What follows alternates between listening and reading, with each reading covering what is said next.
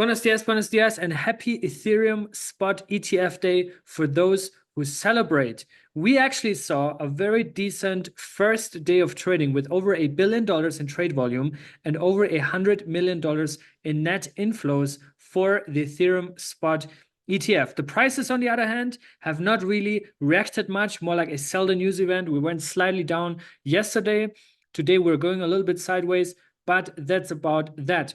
In fact, we have a lot of things to talk about today, a lot of things also from the Cosmos ecosystem, and you might be tired of hearing it. You might also not want to hear it, but you definitely need to hear this content, this video. I'm very, very confident that crypto is going to have a huge rally over the next 6 to 8 months. I don't think it's going to be another year of bearishness and sideways. There are just too many big indicators and big catalysts. We have a lot of new liquidity gates that are being opened up as we speak.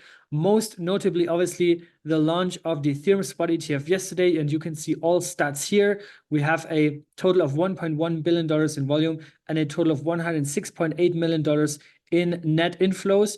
Grayscale having almost $500 million in net outflows though, and that is obviously due to the situation similar to with the Bitcoin spot ETF, that Grayscale has converted their fund into an ETF. And now you're seeing a lot of these people that are sitting on massive gains are selling, and that's causing the outflows here. But note also, however, that there's only $8.6 billion left here. So if this would continue, this trajectory of massive outflows, then they would run out of powder in around 2 to 3 weeks. So at the same time, this is getting absorbed by BlackRock and by Bitwise and many others, also Franklin Templeton here, Fidelity, $71 million. So massive, massive inflows. And this is going to pump the ETH price, which also then translates over to the rest of the altcoin market eventually.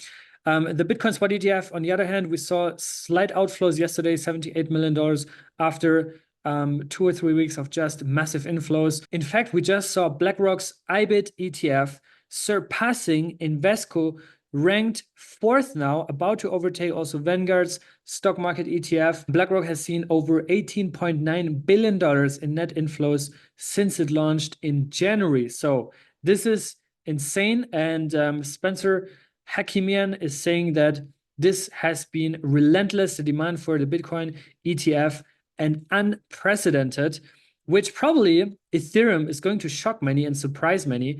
Ethereum's run, or Ethereum's demand on day one, is around a quarter of the demand that we've seen on day one for the Bitcoin spot ETF. So this is actually very, very decent for Ethereum. And considering that now all these players are incentivized to shill Ethereum, to educate their investors and the public about Ethereum, I think that this is causing a huge, huge rally. At the same time, we're also seeing the Bitcoin marketing engine is running, the BTC logo Bitcoin on the Las Vegas sphere. So that's also very, very cool to see. And I think we'll continue to see Bitcoin adverts, Bitcoin marketing all over the world from big institutions, big corps, big individuals, like big impactful people, and also just companies, right?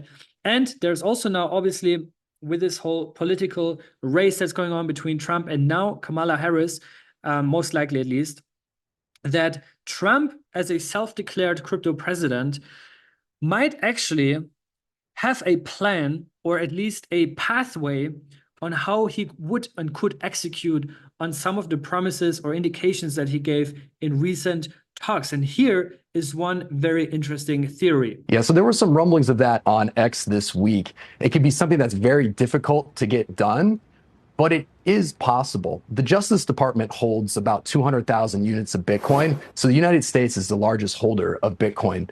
And so they could easily just move that over to the Department of Treasury and start right there and have 13 billion worth of Bitcoin on the balance sheet. So it is a possible move. It just could be tough to get done.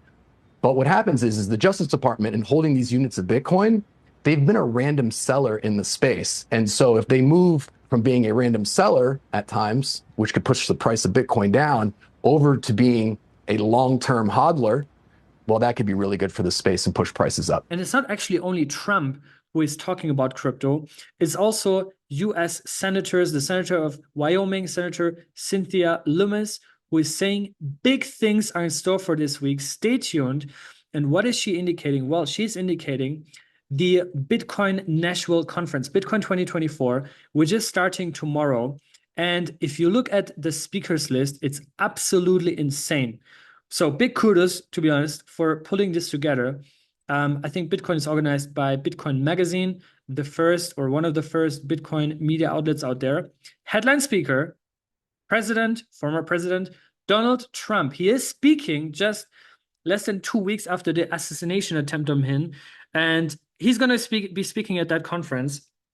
But that's not all. We also have Robert F. Kennedy, Cathie Wood, CEO and founder of ARK, and also ARK is one of the largest spot ETF providers. Michael Saylor, of course, the legend himself. Russell Brand, Edward Snowden, Vivek Ramaswamy. So this is a very, very political setup here. And you can also see that Senator Loomis, that I just showed you, is also speaking here at this conference, and some other senators and congressmen.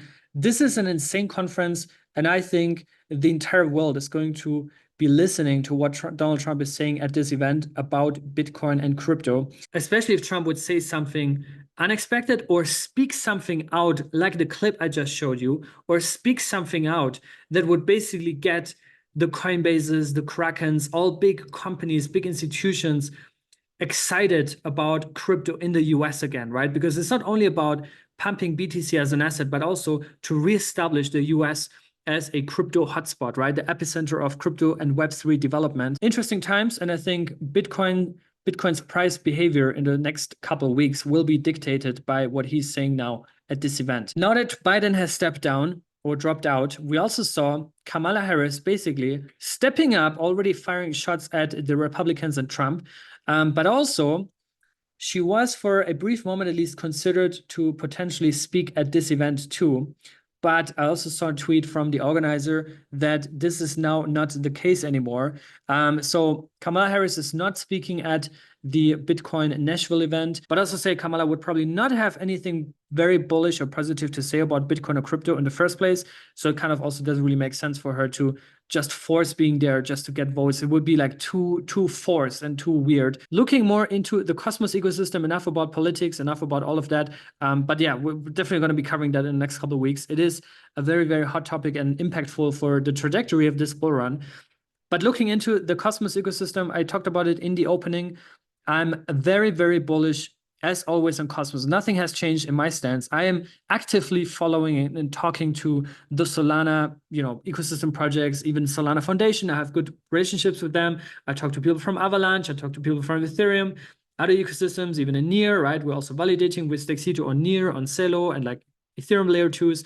But Cosmos, in my view, the Cosmos vision as in app chains, it's all about sovereignty, it's all about interoperability, it's all about IBC, is reaching escape velocity. And I thought about it this week, to be honest. I do have a lot of calls with teams building in Cosmos, right? Ever since I got into Cosmos, late 2020, early 2022, shout out Jack Zemplin for getting me into Cosmos and really educating me in the early days. It was super easy for me in the beginning to just do interviews with founders and new builders because there were just like a few, right? Now, 3 years later, I am losing the overview of all the founders and projects that are joining the Cosmos ecosystem, that are building in Cosmos, right? And they're not necessarily bragging about being Cosmos, about deploying in Cosmos and identifying themselves with the brand, but they also don't really have to, right? So on all ends, whether you look into AI, whether you look into NFTs and gaming, whether you look into just general infrastructure, right? It's absolutely insane what's coming. Also, Bitcoin ecosystem, EVM ecosystem. We have Sane Network, we have Injective, we have Barachain coming up, right? On AI, we obviously have Fetch, which is now rebranding and merging into the Artificial Superintelligence Alliance and remains on that chain, right? Ocean is on Ethereum.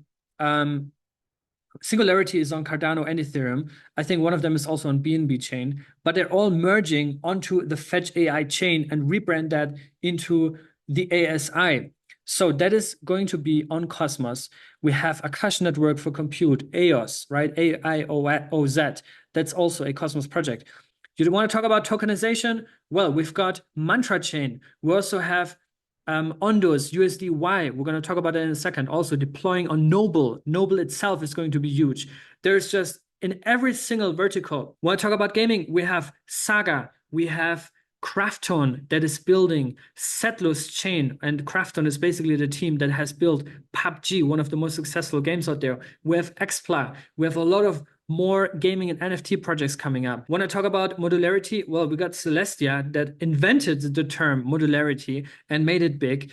And within the modular ecosystem, we have Movement, we have Eclipse, we have so many projects that are lined up. So no matter what vertical you're looking into, you inevitably have a Cosmos chain basically taking the lead, right? Dymension as a rollup provider, Initia also rollup as a service. It's going to get to a point where I'm probably unable to cover it myself, which is also why we are actively hiring. We're growing the teams, expanding the teams, right? CryptoCito is now a team of 4 people, basically. StakeCito is a team of 8 people, basically. So we're growing on all ends, and it's just getting a lot to stay on top of. Anyways, price-wise, not much has happened, just sideways, slightly down, slightly up, some other coins, but that's about it. But yeah, talking about the ASI, as I just mentioned it, Fetch AI is taking the lead here. And they also, by the way, have a lot of partnerships with TradFi, big corp like Bosch, that also were at Cosmos last year, Bosch, Vodafone, and Deutsche Telekom. And they all have a partnership also with the ASI, formerly Fetch. And well, Fetch is undergoing this merge right now. Like I said, Singularity Ocean are all merging into this new token. And phase 1 has now been completed. 50% of the token supply was merged into this new chain. And phase 2 is then going to be basically merging to the chain and also then fully rebranding the Fetch AI chain into the ASI. You can read all about that here, the next steps. There's also bridge. If you haven't bridged yet and merged, then you can do that right now. And then also individual introductions about each project. Now, I briefly mentioned it too. Tokenization, Cosmos is at the forefront of tokenization with Noble, with Mantra, with a lot more that are coming, Corium as well. So it's all coming together. And Noble and Ondo just announced that USDY is now live on Noble. That means more liquidity of native assets in the interchain. And if you're unfamiliar with USDY, USDY is a US Treasury backed stable token where that is also yield bearing. So that asset is now on the interchain. Noble obviously also has primarily USDC. To be precise, $239.5 million of native USDC issued on Noble.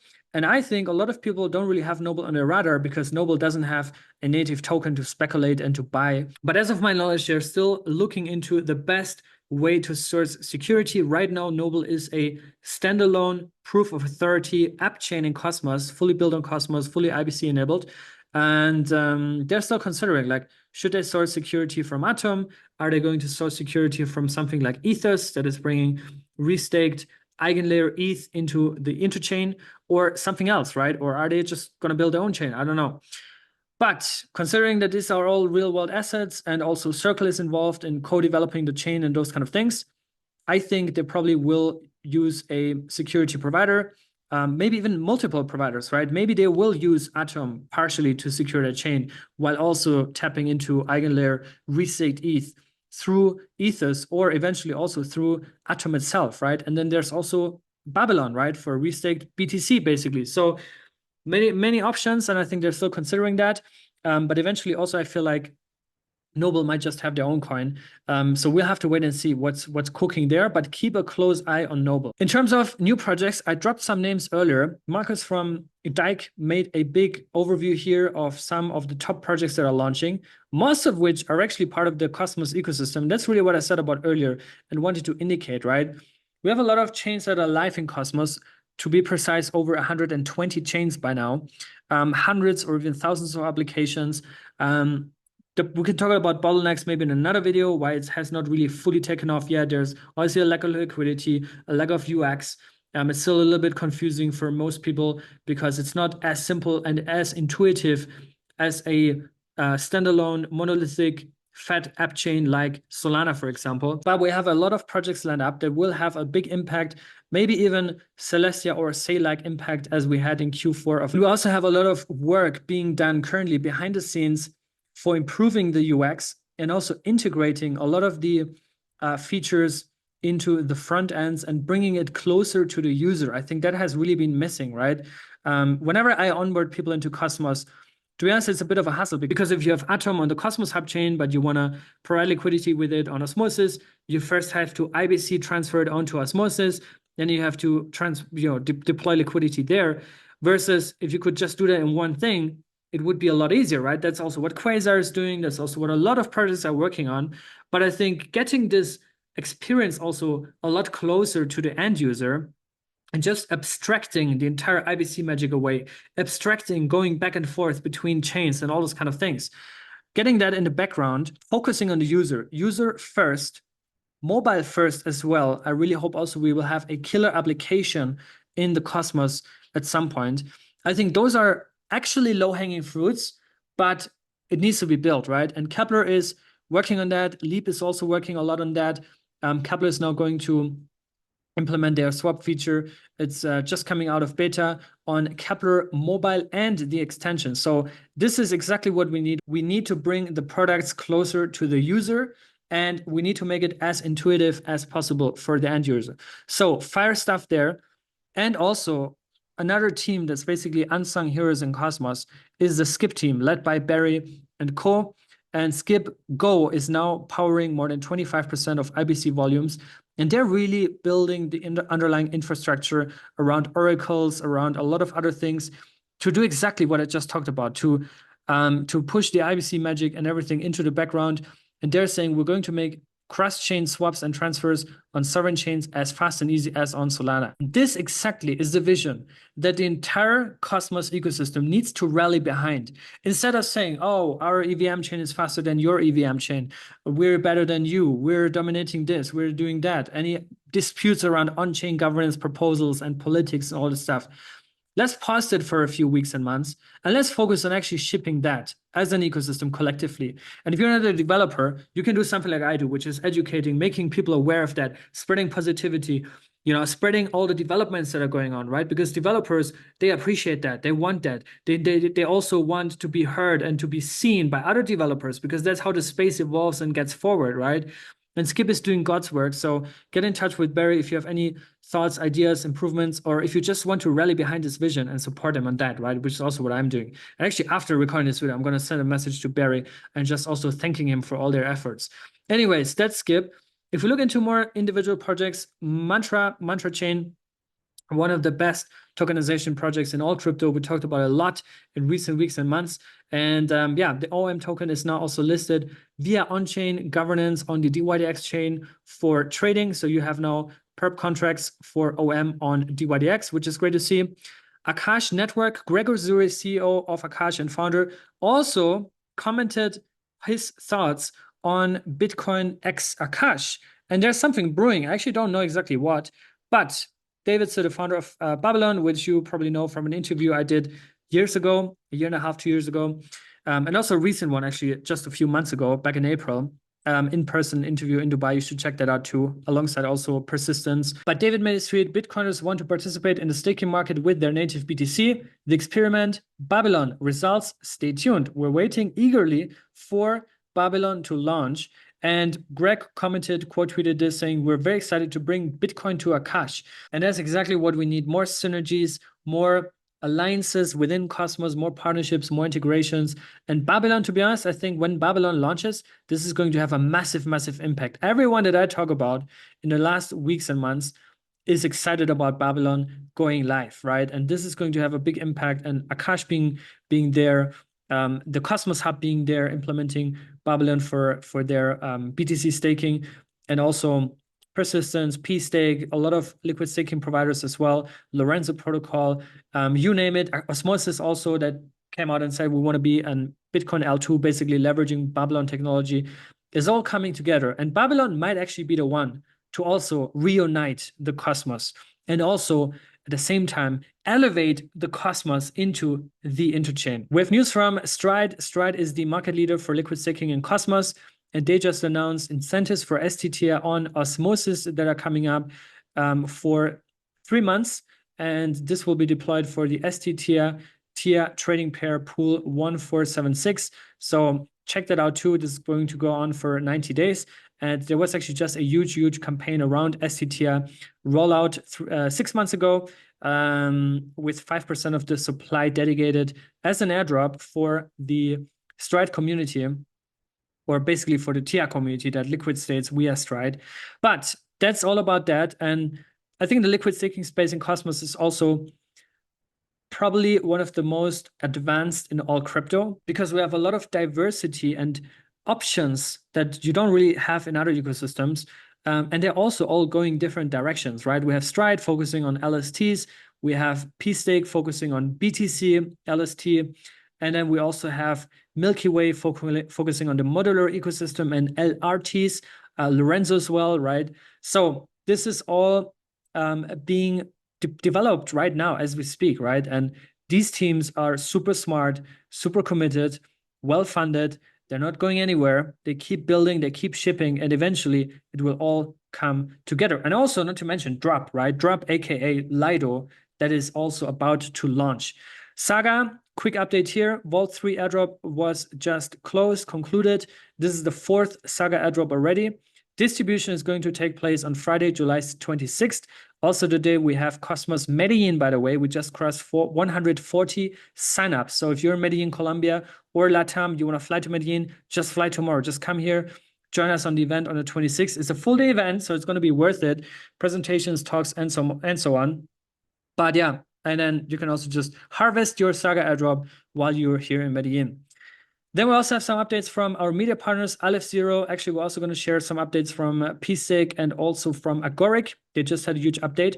But Aleph Zero, a non-Cosmos chain, but a standalone substrate chain that's also focused on interoperability, privacy, and ZK. They just announced landing Camelot, which is the largest DEX on Arbitrum. And Camelot is going to integrate with Aleph Zero's EVM layer, which we reported on extensively a couple of weeks ago when it launched. So big congrats on landing that. This is really cool to see. Then we also have Invariant, another application that is going to launch on Aleph Zero. And the interesting part about that is that they're actually native to the Solana ecosystem, but they're also now deploying on Aleph Zero. And it's also good to see that Aleph Zero, that's really why I like the team and love working with them, because their vision is actually very Cosmos aligned, right? It's all about this Internet of Blockchains, synergizing with other ecosystems. It's not about picking one winner. It's about growing the pie, right? This is really what it is. And Aleph Zero fits into that as well. And eventually, Aleph Zero will also become part of the interchain by just adopting IBC. I'm very convinced of that, even though there are currently no concrete plans, but I'm talking a lot to them. I'm also trying to convince them to do it, to prioritize that. And maybe, who knows, by Cosmos, they are convinced. There's another news about Aleph Zero in regards to Common, their native DEX that's also privacy enabled. And there you also have this airdrop campaign. First of all, routing is now live, but also they have this airdrop campaign for LPs, liquidity providers. Season 2 is ongoing, so you can go on Common and also check that out here.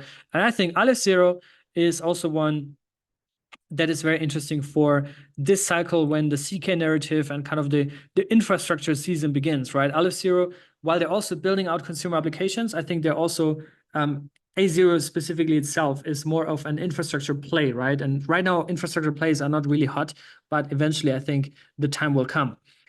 Persistence One, final updates here. They're also going to Bitcoin Nashville, so they will be networking with Trump. How about that? And they also just came out and said, persistent, bridge without bridging, why BTC-Fi, Bitcoin DeFi needs an interoperability solution, basically saying that Persistence chain is going to be the Bitcoin interoperability hub, and that they're also now fully aligning Persistence and not only Pstake with Bitcoin. And I think they're just going hardcore all in on Bitcoin. And considering that this is a space that's set to grow into a $250 billion industry, yeah, I think it makes a lot of sense. And the pie is definitely huge. Yeah, we're going to keep covering all the latest and hottest news around that. Also, Pstake, we talked about their rebrand and Bitcoin yields and their game plan, their roadmap. And now they are almost there with deploying on mainnet. You can currently liquid stake BTC with Babylon and testnet. And there is a 50 BTC deposit cap for security. And also a campaign, a SAT drop and PSATs campaign. So basically like a point system where you can also eventually then get an airdrop. And lastly, Agoric, quick update here as well, which is also a big sleeper right now and has been ever since they pretty much launched. I think they also just launched at a very unfortunate market timing, but they survived the bear market. They're coming out of it very strong. They're closely aligned with Near as well. Whenever they're at a conference, they're appearing together with Near, and they just had the historic Agoric upgrade 16. And I'm obviously also in very close touch. You're also media partners of ours at CryptoCito and the Cito Zone. And this upgrade is paving the way for actual chain abstraction and actual usable applications, right? So orchestration is what they're calling it. We talked a lot about this, what orchestration means. We did spaces, we did videos here on YouTube, clips on Twitter, and we're sharing thread summaries on Twitter too. And also how this plugs into Inter-Protocol's Vault Factory. And this eventually then also makes IST a lot more usable and user-friendly, which is also something I've always been pointing out. Even though we have a partnership and a media partnership with Inter-Protocol, I think the UX right now is nowhere near ready for mass adoption anyways, right? So one thing is kind of the marketing and content side of things, but another thing is also the product needs to be as intuitive and simple as possible, especially in this Cosmos world, right? Where it's all about IBC, sovereignty, swapping, and going back and forth between layer ones, right? It's basically an ecosystem of layer ones, right? Whereas on Solana, for example, on Ethereum, it's all on one chain, right? On one layer. It's basically this monolithic fat protocol thesis versus the app chain thesis and modularity. Anyways, that's all for today. I hope you enjoyed the video. You learned something. You're as bullish, excited, and positive as I am. I'll see you guys very soon. Until then, stay safe and be good.